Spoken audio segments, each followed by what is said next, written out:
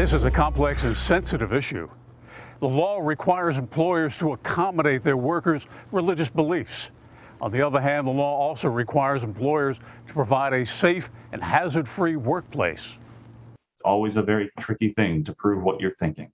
We asked Greensboro employment attorney Craig Hensel about religious exemptions in the pandemic era. Like, I'm knocking on your door, I don't want the vaccine, I have a religious exemption in my back pocket. Is that going to fly? That's a very loaded question. Hensel eventually tells us that the answer is maybe. He says religious exemption cases will be determined on a case-by-case basis, but notes there's a difference between political and religious beliefs. Are they just saying that out of political or personal reasons, or is that actually a religious thing? If it's actually a sincerely held religious belief, they're on a lot firmer ground. Workers at Cone Health face a Friday deadline for vaccines. A spokesman for Cone Health tells WXII 12 News the hospital has received, quote, numerous requests for religious exemptions. The process involves a written statement asking workers to, quote, briefly explain how the mandatory vaccination policy conflicts with their religious beliefs. Reasonable accommodations to the policy will be provided so long as they do not pose an undue hardship. In an effort to find out what, if any, religious beliefs are in conflict with the vaccine, WXII 12 News reached out to half a dozen theology professors. None of them agreed to be interviewed for this story. Wake Forest, which has a divinity school and is mandating student vaccines, did not respond to our request. Religious leaders are somewhat divided over the question of vaccine exemptions. For example, Catholic Bishop Robert McElroy in San Diego says there's no basis in Catholic teaching to offer a religious exemption to the COVID vaccine. Yet St. Patrick's Catholic Church in Charlotte posts information on its website offering parishioners advice on how to get an exemption.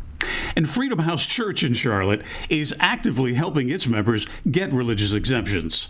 The church issued a statement saying, quote, shame on anyone who echoes the call for this socialistic groupthink and compliance.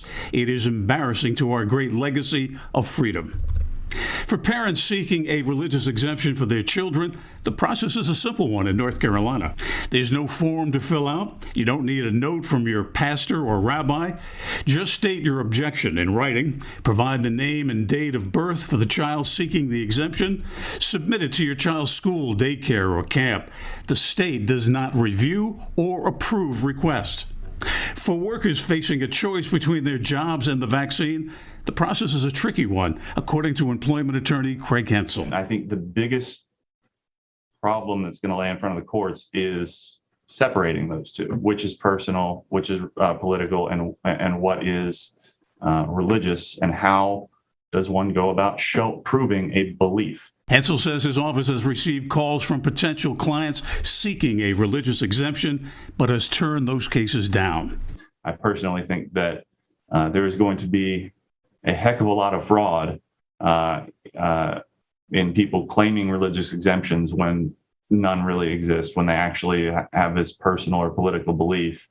Health officials are optimistic that yesterday's full approval of the Pfizer vaccine by the FDA will help convince a large number of those who are vaccine hesitant to finally get their shot.